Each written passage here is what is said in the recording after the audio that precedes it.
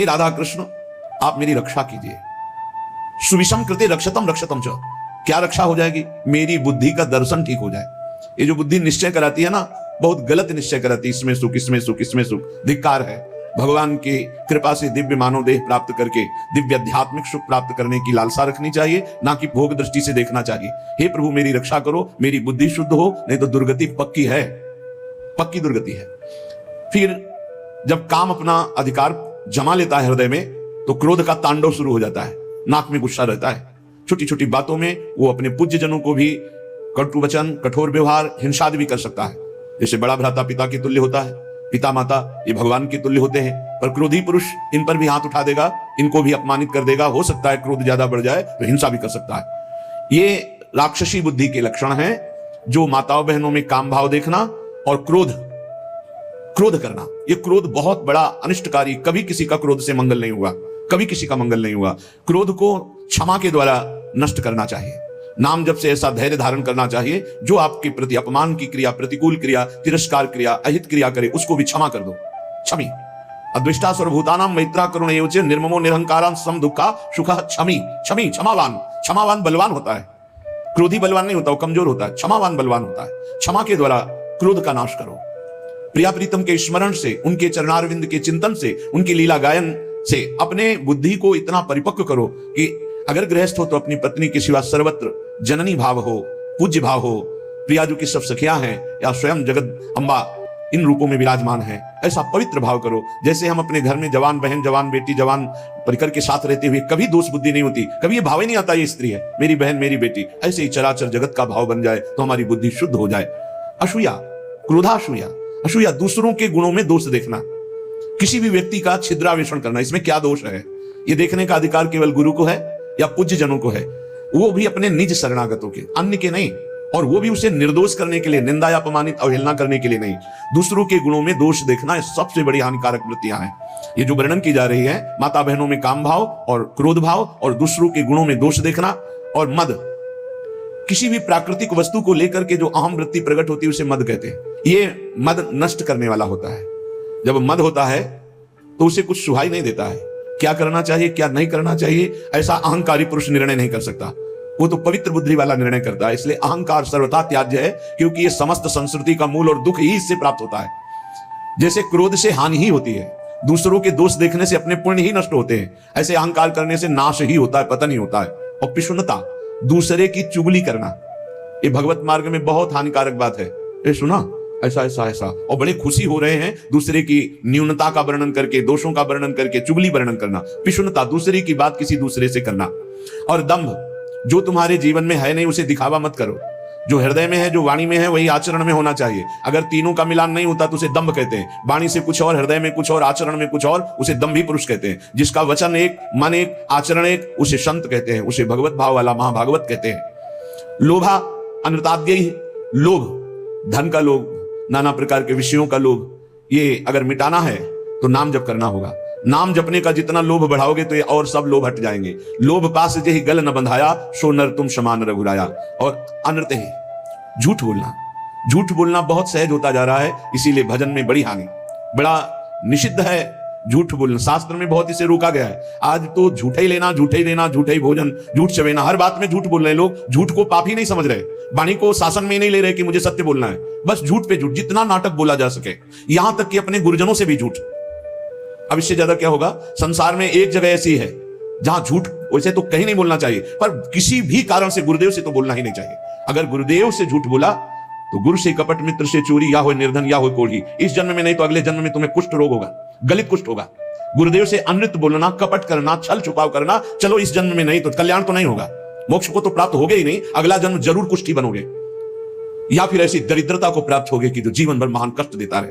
अनृत बोलना, झूठ बोलना क्यों बोलना? अगर हम गलत हैं तो फिर हमें दंड मिलना चाहिए, हमारा सुधार हो जाएगा, पवित्र हो जाएंगे। गलत नहीं है तो तुम जो सोचा करो, हम सत्य बोलेंगे। व्यापार आदि के लिए भी झूठ बोलने की कोई आवश्यकता नहीं, सब कोई जानता है मुनाफा के लिए व्यापार होता है। आप अपना नियत जो मूल्य है उसमें मुनाफा जोड़ करके आप बेचिए, झूठ मत बोलिए। झूठ बोलने से कोई व्यापार थोड़ी बढ़ जाएगा। अगर आप झूठ बोल करके पैसा कमा रहे तो परिवार में अशांति, क्लेश, दुख, नाना प्रकार की रोग विपत्तियां घेर लेंगी। सत्य मार्ग पर चलो। श्रीपाद कह रहे हैं यदि इस जन्म में तुझे मंगल गति प्राप्त करनी है तो अपनी बुद्धि की राक्षसी प्रवृत्ति को रोको, माता बहनों के प्रति काम भाव मत करो, किसी से क्रोध से बर्ताव मत करो, दूसरों के गुणों में दोष दर्शन मत करो, अहंकार मत करो, किसी की चुगली मत करो, जो तुम्हारे जीवन में नहीं वो नाटक मत करो, दंभ मत करो, दिखावा मत करो, लोभ मत करो, झूठ मत बोलो। क्या होगा इससे? इससे आपके अंदर भगवत भाव जागृत होगा। ये नरक पहुंचाने वाले हैं जितने लक्षण हैं। अभी समझ में नहीं आ रहा है, आ जाएगा समझ में। जिस समय दंड विधान लागू होता है तब लगता है कि कभी कोई जिंदगी में पाप ना करे। जब शरीर पीड़ा से युक्त, मन खिन्न, नाना प्रकार की विपत्तियां घेर लेती हैं, बड़ी अव्यवस्थाएं, तब उस जीव को लगता है मृत्यु हो जाए तो अच्छा। तो क्या होगा? मृत्यु हो जाने पर तुम कोई सुविधा में पहुंच जाओगे क्या? भारी दुख। मृत्यु के बाद कोई सुख? अरे सुख तो इस मनुष्य शरीर में है। इस मनुष्य शरीर से परमात्मानंद प्राप्त कर सकते हो, अखंडानंद प्राप्त कर सकते हो, भगवत प्रेमानंद प्राप्त कर सकते हो। भूल गए विषय आनंद में, और जब विपत्ति आई तब मृत्यु को मनाने लगे। एक एक चेष्टा का बड़ा बड़ा कष्ट है। तो जिसने कभी दूसरों को भूखों को भोजन पवाया है, प्यासे को जल पिलाया है, किसी की भारी दुख में सम्मिलित होकर दुख निवृत्ति की है और भगवान नाम जप, तो ऐसी स्थिति को वो सह पाता है। उस समय भी गंभीर मुद्रा में वो भगवान का स्मरण उस दुख से विक्षिप्त होकर नहीं छोड़ता। वो पवित्र अंतःकरण वाला उस भारी कष्ट अवस्था में भी भगवान नाम स्मरण। ध्यान देना, अगर दूसरे को कष्ट दिया है, कभी किसी का हित नहीं किया, कभी प्यासे को पानी नहीं पिलाया, कभी भूखे को अन्न नहीं पवाया, तो अंतिम समय तुम्हारा बाधित हो जाएगा। जो शत मार्ग है वो बाधित हो जाएगा। ये सिद्ध महापुरुष बोल रहे हैं। जो पुरुष कभी झूठ नहीं बोला, जो कभी किसी से झगड़ा नहीं करवाया, किसी किसी का स्वभाव होता है दो मित्रों के बीच में झगड़ा करा देना, पति पत्नी के बीच में झगड़ा करा देना, ऐसा। जो आस्तिक स्वभाव वाला और श्रद्धालु है, उस समय भारी दुख की अवस्था में सुख का उदय होता है उसके हृदय में। ध्यान दीजिए, कहा है कई बार सत्संग में कि जो भगवत मार्ग का पथिक है उसकी जब मृत्यु होती है तो जन्मत मृत दुषादुख कोई ये नहीं होता। जैसे विशाल हाथी के गले से फूलों की माला टूट जाए, उसे पता भी ना चले। तो कह रहे हैं उस समय उसके हृदय में एक अद्भुत सुख प्रकट होता है और वो सुख पूर्वक शरीर छोड़ता है, सुख पूर्वक मृत्यु को प्राप्त होता है। सुख पूर्वक मरना, आनंद। जैसे स्वप्न में इस शरीर का भाग नहीं रहता, सैया में पड़ा है, ऐसे स्वप्नवत शरीर छूटा और वो जो देवता की, जिस इष्ट की आराधना की, वो वहीं प्राप्त हो जाता है जाकर। पर यह साधारण नहीं है सुख पूर्वक मृत्यु होना। जो सदैव अपने गुरु की आराधना में संलग्न रहा है, कभी किसी वैष्णव की निंदा नहीं की है, सात्विक भोजन पाया है। हम आपको सच्ची कहते हैं, जो शास्त्रों में मना किया गया है उसके अनुभव के चक्कर में मत पड़ना। ऋषियों ने अनुभव करके बताया मत खाना। भजन में अगर चलना है तो प्याज, लहसुन, मसूर की दाल, जो भी मना किया गया मान लो। ब्रह्म ऋषियों ने जो निषेध किया है वो नहीं पाना चाहिए। यहां कहने जो गुरु की सेवा में संलग्न है, जो किसी की निंदा नहीं की और जो सात्विक आहार करता है, सतोगुणी आहार करता है, और जो लज्जाशील है और भगवान की शरण में है, मृत्यु के समय उसे कष्ट नहीं होता, उसे कष्ट नहीं होता। जो सात्विक आहार करता है, गुरु सेवक होता है, कभी किसी की निंदा नहीं करता है, उदार वृत्ति होती है, जो गुण गंभीर स्वभाव वाला होता है, भगवान का आश्रय लिए होता है, वो अंतिम समय सुख पूर्वक मरता है। भाई जी कैसे गए? जैसे कोई गाड़ी में चढ़ने जा रहा हो, सबसे ऐसे मिलकर, अगर मन वचन शरीर से कभी किसी को कुछ भी दुख पहुंचा हो, तो आज मैं राधा माधव के पास जा रहा हूं, मुझे क्षमा कर देना। भाई जी महाराज बड़ा करुण क्रंदन, निजजन सब एकदम आर्त भाव, भाई जी सबसे ऐसे हाथ जोड़ते हुए, ये मृत्यु है। और इधर पूज्य पंडित गया प्रसाद जी ने देखा पालकी में नवीन सखियां और एक नई किशोरी बैठी हुई, देखा रही तो भाई जी महाराज जा रहे हैं वृंदावन। गिरिराज जी की तलहटी में देखा कि भाई जी महाराज आ रहे हैं वृंदावन। तो हे पिताश्री, जो मनुष्य कामना से युक्त होकर के, क्रोध से युक्त होकर, द्वेष से युक्त होकर अपने धर्म का त्याग कर देता है, शास्त्र की, गुरु की आज्ञा का पालन नहीं करता है, वो मृत्यु के समय भयानक दुख को प्राप्त होता है। उस समय सब चतुराई विस्मृत हो जाती है। अब उस समय क्या आएगा चिंतन में? वही बनना पड़ेगा जो आ जाएगा। जिन्होंने मृत्यु काल उपस्थित होने पर भगवत आश्रय लिया है, उनको जलन नहीं होती। जिन्होंने जीवन में किसी की भी मृत्यु का अवसर समय, तभी कहते हैं ये लाभ एक बार जरूर सब ले। आसपास कोई पशु पक्षी मनुष्य मरणासन में हो, उसके पास जाके नाम सुना दो, चरणामृत पिला दो, वृंदावन की रज लगा दो। अपने लोगों के पास ये होना चाहिए। एक बार हमने कहा था कि एक छोटी सी बैग सबके पास कपड़े की होनी चाहिए, जिसमें चरणामृत, रज, जपमाला, चतुराशी जी, सेवकवाणी, सुधानिधि, ये हमारी सामग्री हमारे पास है। कभी भी प्राण निकले तो है। अगर कभी किसी दूसरे को ऐसा अवसर कि प्राण निकले तो आप थोड़ी रज लगा दिया मस्तक में, चाहे पशु ही क्यों ना हो, उसके मुख में एक कण रज का डाल दिया, चरणामृत डाल दिया, नाम सुना दिया, राधा राधा राधा राधा। अब ये वो बीज बो गया जो आपके अंतिम समय काम आएगा। जब आपका अंतिम समय होगा तो भगवान किसी को भेजेंगे या स्वयं आएंगे और आपके मंगल का संविधान रच देंगे। जीवन में एक बार तो कर लो, आसपास कहीं पड़ोस में कहीं कोई ऐसा दिखाई दे अवसर। आजकल तो लोग इतने बेपरवाह हैं कि सामने कोई तड़प रहा है, एक्सीडेंट हो गया है, तो वीडियो जरूर बना लेंगे, खिड़की खोल के गाड़ी बढ़ा के निकल, कौन झंझट में फंसे। तो तुम जब फंसोगे तो तुम भी ऐसे तड़पोगे। ऐसा नहीं, प्राप्त सेवा का तिरस्कार करने वाले को दंड मिलता है। प्राप्त सेवा तुमने देखा, इसको जरूरत है मेरी इस समय, भूल जाओ सारे कार्यों को और अपने स्वार्थ को कि तुम्हारे साथ व्यवहार क्या होगा। उसको तत्काल गोद में उठाओ, गाड़ी में बैठो, अस्पताल ले जाओ, जो होगा बाद में देखा जाएगा। पहले प्राप्त सेवा का पालन करो, प्राप्त सेवा का त्याग नहीं करना चाहिए। जब ये नीच मनुष्य दूसरों को कष्ट देना, झूठी गवाही देकर के फंसा देना, पैसे के बल से, ध्यान से सुना जाए, पैसे के बल से निर्दोष को दंड दिलाना या निर्दोष को दंड देना। एक वकील साहब कह रहे थे अपने यहां जो है कि हमको तो वकालत पढ़ाई ही इसीलिए गई कि जो हमारे पास आवे हम उसको जितावें। भाई ठीक है, सांसारिक व्यवहार में आपको ऐसी शिक्षा दी गई होगी, लेकिन हमारा अध्यात्म ऐसी शिक्षा नहीं देता। अध्यात्म शिक्षा देता है कि तुम अपनी वकालत का प्रयोग दूसरों की रक्षा करने के लिए करो, और जो जुर्म करने वाले लोग हैं उनको दंड देना मानो उनको पवित्र करना है। अगर आप जानते हैं ये जुर्म से युक्त है, दोष से युक्त है, और पैसे के बल से उसको निर्दोष साबित कर देते हैं, तो वो और आप दोनों दंड के भागी बनेंगे, परिणाम में आपको दुख भोगना पड़ेगा। अगर उसे दंड मिल जाता है तो वो पवित्र हो जाता है, आप बच जाते हैं। आपकी वकालत होनी चाहिए दूसरों को बचाने के लिए, जो निर्दोष हैं, और जो दोषी हैं उनको दंड देना, ये वकालत का आपका फल होगा। क्योंकि आप अच्छे वकालत करने वाले हैं, तो निर्दोष को बचाइए, और दोषी को सजा मिले तो दोषी भी पवित्र होगा और आप भी पवित्र हो जाएंगे। जो लोग झूठी गवाही देते हैं, जो पैसे के बल से दूसरों को, जो निर्दोष हैं उनको दंड दिलाते हैं, दोषियों को मुक्त कर देते हैं, चाहे कोई भी हो, जो बुरी बातों का उपदेश देकर भोले भाले लोगों को फंसाते हैं, जो शास्त्र और संतों की निंदा करते हैं, उनका जब मृत्यु का समय आता है तो भयानक दुख होता है, और उस दुख के समय उनकी दुर्गति का रूप सामने होता है। सुअर, कुत्ता, राक्षस क्या बनना है वही सामने आया, और वही उनकी योनि प्राप्त होगी। फिर वो तड़पते हुए मृत्यु को प्राप्त होते हैं। श्री जैमिनी जी ने एक दिव्य पक्षी उनके सामने प्रकट हुआ। ब्रह्म ऋषि किसी भी रूप में अपने जनों को उपदेश देने के लिए प्रकट हो सकते हैं। चैतन्य तेजोमय पक्षी। तो जैमिनी जी ने पूछा कि आपके दर्शन से ही लगता है कि आप त्रिकालज्ञ हैं, जैसे पक्षियों में काकभूषुंड जी, गरुड़ जी, ये सब त्रिकालज्ञ सर्वज्ञ महापुरुष हैं। तो आप हमें ये बता सकते हैं कि जीव ये दुर्गति को प्राप्त क्यों होता है? चैतन्य घन परमात्मा का अंश अपने को आनंद की खोज के लिए भोगों में फंसा रहा है, ऐसा क्यों होता है? उस दिव्य पक्षी ने कहा, महर्षि, मैं आपके मन के संशय को देखकर ही पक्षी रूप धारण करके आया हूं। पूर्व काल में एक परम बुद्धिमान भृगुवंशी ब्रह्म ऋषि थे। उनके सुमति नाम का एक बहुत ही तेजस्वी पुत्र हुआ। जब वो बड़ा होने लगा तो वो शांत और जड़वत पागल, कुछ नहीं बोलना, एक शब्द नहीं बोलना। जब उपनयन संस्कार यज्ञोपवीत हुआ, ब्रह्म ऋषियों में होता है, तो पिता ने कहा, सुमते, आज तक मैंने तुमसे कुछ नहीं कहा, लेकिन अब तुमको गायत्री अध्ययन, मंत्र अनुष्ठान, वेदाध्ययन ये सब करना होगा।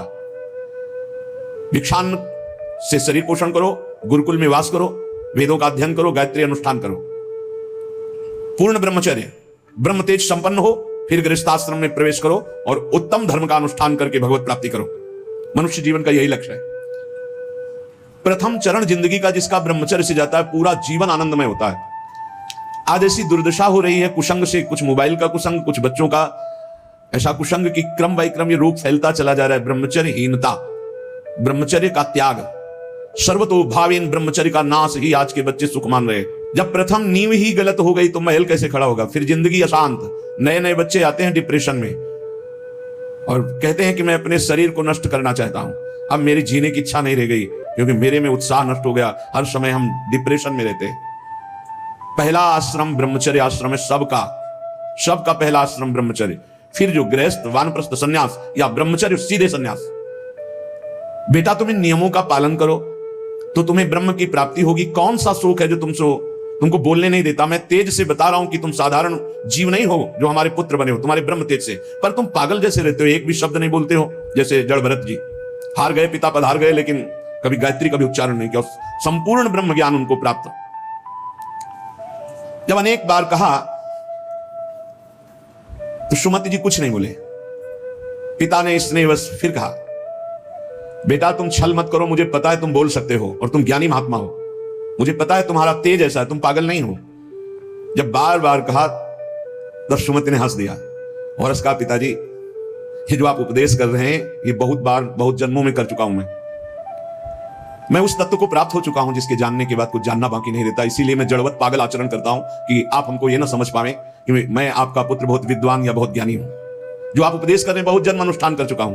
मैं त्रिकालज्ञ हूं, मुझे तीनों कालों का ज्ञान है, भूत भविष्य वर्तमान। त्रिकालज्ञ तब होता है जब भगवत स्वरूप में तदात्म हो जाता है। तो भगवान सर्वज्ञ है तो वही सर्वज्ञता अंश स्वरूप में उतरती है तो वो भी सर्वज्ञ हो जाता है। मैंने बहुत से शास्त्रों का ज्ञान प्राप्त किया, वो अक्षरशः मुझे सब भगवत कृपा से स्मृति में व्याप्त है। हर कला में मैं प्रवीण हूं, शिल्प कला आदि सब कलाओं में प्रवीण हूं। मुझे पागल रहने का स्वभाव है कि कोई जान ना पावे। इस समय मैं आपके और अपने 10,000 जन्म तक को देख रहा हूं। स्वाभाविक खेद, क्षय, क्षोभ ये हमें स्पर्श भी नहीं कर सकते। संतोष, आनंद, वृद्धि ये सदैव हमारे हृदय में होती रहती है। शत्रु मित्र इनका मुझे भान भी नहीं, सब में एक ब्रह्म व्याप्त है, ये अनुभव है। पिताजी आप पत्नी और पुत्र के संयोग वाले हैं। आप मुझे पुत्र भाव से देख रहे हैं। अनेक बार तुम हमारे बेटा बन चुके हो। मैं 10,000 जन्म तक तो ऐसे ही देख रहा हूं, स्वाभाविक। अगर ध्यान करके देखो तो लाखों जन्मों को देख सकता हूं। कई बार तुम हमारे पुत्र बन चुके हो, कई बार पत्नी बन चुके हो तो बहुत आश्चर्य में हो रहे कि अभी तक तो बोला नहीं, बोला तो इस कोटि का बोला। तभी भगवत ऋषि जी कहते हैं हर समय मौन रहे, बोले ना बोले तो हृदय की ग्रंथि खोले, जड़ चैतन्य का भेद मिटा दे, वो महाभागवत होता है। पिताजी मैंने हजारों बार महान से महान सुख और महान से महान दुख भोगे हैं जो मेरी स्मृति में है। लाखों माताओं के गर्भ में विष्ठा और मूत्र के बीच में मैं पला हूं, मुझे याद है। अपने लोगों को इसी जन्म का याद नहीं है। इसी जन्म में जो मां के गर्भ में थे याद नहीं, कोई घटना, कोई दुख, एक पाई भर भी स्मृति नहीं। इतने ज्ञानी हैं। सोचो, ये महाराज सुमति जी कह रहे हैं कि मुझे 10,000 वर्ष का तो ऐसे ही दिखाई दे रहा है। अगर ध्यान धरो तो लाखों जन्म का बता सकता हूं। मैंने लाखों बार माताओं के गर्भ में विष्ठा और मूत्र के बीच में पला हूं, मलाशय और मूत्राशय के बीच में। मैंने लाखों प्रकार के रोगों को भोगा है, हर योनियों में मुझे ज्ञान है। गर्भावस्था में जो दुख होता है बड़ा अपार दुख होता है। मैंने बचपन, जवानी, बुढ़ापा सबको देखा है। मैं हर योनियों में गया हूं। मुझे हर योनि का पशु, मृग, कीट, पक्षी, मनुष्य, स्त्री, देवता सब बना हूं। मैंने हर सुख को देखा है। स्वामी का सुख, भृत्य का, दास का, इंद्र का, दरिद्रता का। मैं कई बार स्त्री भी बनाऊं, कई बार पुरुष भी बनाऊं। मैंने सब सुख देखा है। आप जो पूछ रहे कि तुम जड़वत क्यों रहते हो, मौन क्यों रहते हो, मैंने सब देखा है। पिताजी राग, हर्ष, भय, उद्वेग, क्रोध, अमर्ष, वृद्धावस्था, मृत्यु सबके दुख का मुझे ज्ञान है। जब इस तरह प्रसन्नता से हृदय भर गया पिता का कि मेरा जो अनुमान था कि तुम कोई बहुत बड़े महात्मा हो, तेजस्वी, तुम पागल का केवल स्वांग कर रहे हो, ये सत्य हुआ। मैं धन्य हुआ जो तुम्हारे जैसा पुत्र प्राप्त किया। उन्होंने विस्मय से गदगद वाणी में कहा, बेटा ये ज्ञान तुमको कहां से प्राप्त हुआ? मैं भी तो साधना करता हूं, मैं भी ब्रह्म ऋषि हूं। तुम जड़ता का स्वांग कर रहे थे, इतने बड़े ज्ञानी महात्मा हो कि तुम्हें 10,000 वर्ष जन्म की बात याद है। फिर तुम जड़ता का भाव धारण करके मेरे यहां जन्म क्यों लिया? जब इतने सिद्ध हो तो तुम्हें मुक्त हो जाना चाहिए। क्या किसी मुनि का शाप है या देवता का शाप है जो तुम हमारे यहां पुत्र हुए? ये ज्ञान तुम्हारा दिव्य है, तुम्हें मुक्त हो जाना चाहिए। तुम जन्म क्यों लिए? मैं रहस्य जानना चाहता हूं, बड़ा कौतूहल है मुझे। पुत्र ने कहा सुमति जी ने कि पिताश्री, पूर्व जन्म में मेरे साथ जो घटना घटी जिसके कारण मैं जन्म लिया, मैं तुम्हें बताता हूं। पूर्व काल में मैं निरंतर परमात्मा का ध्यान करने वाला महात्मा था, ब्रह्म ऋषि, अध्यात्म विद्या में पराकाष्ठा को पहुंचा हुआ महात्मा, समस्त अष्टांग योग से सिद्ध। देख लो, निरंतर भगवत अभ्यास में लगे रहना, संत पुरुषों का ही संग करना, अपने स्वभाव विचार परायण रखना और तत्वमसि इस महावाक्य की स्थिति प्राप्त करना। परमात्मा तत्व में मेरी हर समय अभ्यास से स्थिति हो रही थी। बड़े बड़े साधक मेरे शिष्य बनने लगे। मैं बड़े बड़ों का प्रश्न का संदेह निवारण करता और मैं आचार्य पदवी पर बैठ गया। पर मेरा एकांत सेवन, भगवत चिंतन, इस पे बाधा पड़ गई। दैवात किंचित बचा हुआ अज्ञान मेरे अभ्यास में बाधा डालने लगा। मेरा ब्रह्म भाव में जो रति हो रही थी पलट गई। हो रही थी, पूरी हुई नहीं थी। अगर हो गई फिर नहीं पलट सकती। जैसे भुना हुआ चना दोबारा नहीं जग सकता। मेरा एकांत सेवन नष्ट होने लगा,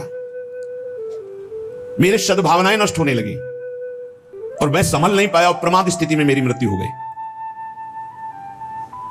पर मैं सत्य में जीवन व्यतीत किया था। उसके प्रभाव से मुझे पुनः ब्रह्म ऋषि कुल में ही जन्म हुआ और मैं पुनः ही ब्रह्म ऋषि। अब मैं किसी को उपदेश नहीं करूंगा, इसीलिए मौन रहता हूं पागल जैसा, ना चेला बनाऊंगा ना किसी को उपदेश करूंगा। इसीलिए मृग में आसक्त होने के बाद जड़ भरत जी ने भी यही स्वरूप रख कि डर गए कि फंस जाऊंगा, हरी घास भी नहीं खाई, बहुत सावधानी की जरूरत है। मुझे ब्रह्म चिंतन के प्रभाव से दसों हजार वर्ष जन्मों की बात अब भी स्मृति में है। तो बहुत सावधानी की जरूरत है।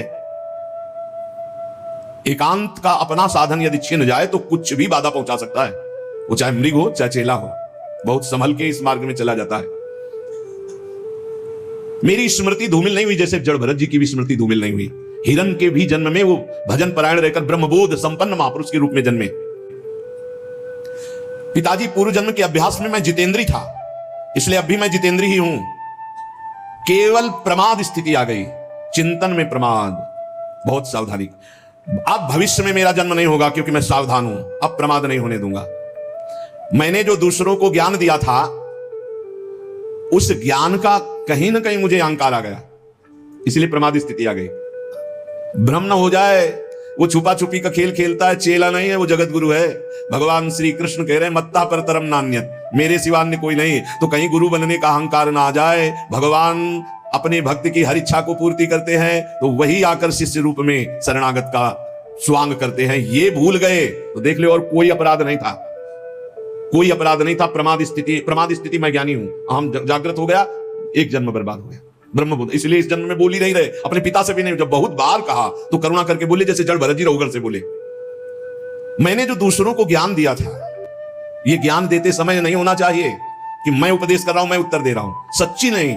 वो श्री भगवान अंदर से बोल रहे हैं। हृदय मंदिर भगवान का है, साउंड ये दिखाई दे रहा है, वो अंदर से भगवान बोल रहे हैं। जो उत्तर दिया वो मैं भी सुन रहा हूं, मैं उत्तर देने वाला नहीं हूं, मैं भी श्रोता ही हूं। उत्तर देने वाले श्री भगवान जगत गुरु जो सबके हृदय में बैठे हैं, वही कथयंति च माम नित्यम तुष्यंति च रमन्ति च, इसकी योग्यता प्रदान कर रहे हैं। वही अंदर से कथन करवा रहे हैं, वही उसी में रमण करवा रहे हैं, वही सुनवा रहे हैं। जो सत्य चिंतन करता है वो कभी व्यर्थ नहीं जाता। उसके प्रभाव से मुझे आगे कोई साधना नहीं करनी पड़ी और मुझे तत्वबोध हो गया। यही खास बात होती है। मैं ब्याज सहित भजन मिलेगा, आगे कोई साधना नहीं करनी पड़ी। इस जन्म में स्वयं तत्वबोध संपन्न महापुरुष के रूप में प्रकट हो गए। जैसे जड़ भरत जी जन्म से सिद्ध, भजन का नामे भक्ता प्रणश्यति, ये खास बात होती। 100 बार राधा राधा बोला है तो अगले जन्म में 101 बार से शुरू होगा, 99 से नहीं। मैं त्रिकालज्ञ हूं, अपना परिचय बता रहे हैं। और ये तीनों कालों का ज्ञान साधारण धर्मों के पालन से या कर्मकांड से इनसे नहीं प्राप्त होता है, ये भगवत चिंतन ब्रह्म चिंतन से प्राप्त होता है। पिताजी मैं जन्म से ही सन्यासी हूं, मुझे शिक्षा की अब जरूरत नहीं कि आप ब्रह्मचर्य धारण करो, आप जाओ एकांत सेवन करके फिर गृहस्थाश्रम, फिर वानप्रस्थ, फिर सन्यासी। मैं जन्म सिद्ध सन्यासी हूं। मेरे से चूक हो गई, जरा सी चूक में जन्म हो गया। हिरण में आसक्त, जरा सी चूक में, बहुत बड़ा गेम है, चूक नहीं होनी, खेल है, चूक नहीं होनी चाहिए। अच्छा खास बात देखो, चूक कहां हुई है। और जब भगवान की शरण में होता है तो भगवान कह रहे अंतिम चूक को मैं सुधारता हूं। इसीलिए सर्वश्रेष्ठ भगवान की भक्ति है, शरणागति है। इतने बड़े महात्मा की चूक हुई और अगला जन्म हुआ और जीवन भर वैश्यागमन करता रहा। तो समय नारायण बुलाया तो परम पद पहुंच गया, पुत्र के बहाने नारायण बोले। भगवान नाम, इसीलिए हम नाम जप की महिमा को बार बार गाते हैं। मैं क्या हूं इसको छोड़ो, आप क्या है प्रभु, मैं समझ गया। राधा राधा राधा राधा राधा राधा, परम पद मिल गया। अब ये बहुत सरल लगता है ना, इसलिए फिर ही किसी को हीरा दो तो कांच ही समझेगा, और दाम लगा के कांच दो तो उसको माथे पे लगाएगा। 1 लाख में खरीदा है, भले चमकीला रंगीन कांच ही हो या सफेद कांच हो, और अगर फिर ही हीरा दो तो उसको लगे हीरा फिर कैसे दे सकता है, नहीं ये तो कांचा ही होगा। पैसा लगा के फिर ही सत्संग मिल रहा है तो समझ में नहीं आता, फिर ही सत्संग मिल रहा है, फिर एकांतिक मिल रहा है तो समझ में नहीं आता। पक्की बात समझो, भगवान नाम से बढ़कर के कोई साधना नहीं है, कोई साधना नहीं। ये आप देखो इन प्रसंगों को इसीलिए सुनाते कि आप पकड़ो, इतनी ऊंचाई पे चढ़ा हुआ महापुरुष जरा सा अहम में फिसल गया।